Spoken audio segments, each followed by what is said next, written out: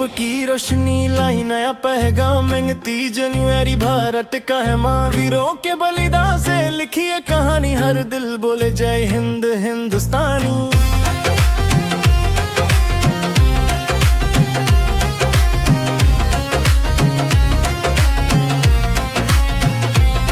न झुकेगा ये सर, ना टूटेगा विश्वास, संविधान ने दिया हमको नया आकाश। मेरा तिरंगा है शान मेरी, इसमें बसी है पहचान मेरी। सफरों व्हाइट और ग्रीन का प्यारा अशोक चक्र घूमे बार बार। मेरा तिरंगा है शान मेरी, इसमें बसी है पहचान मेरी।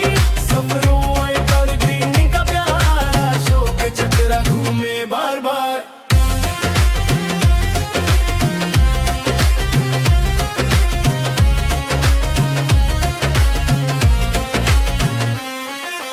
किसान भी बोले जवान भी बोले, मेहनत से ही तकदीर हम खोले। भगवान नहीं हम खुद अपना रास्ता, डेमोक्रेसी है हम सबका वास्ता।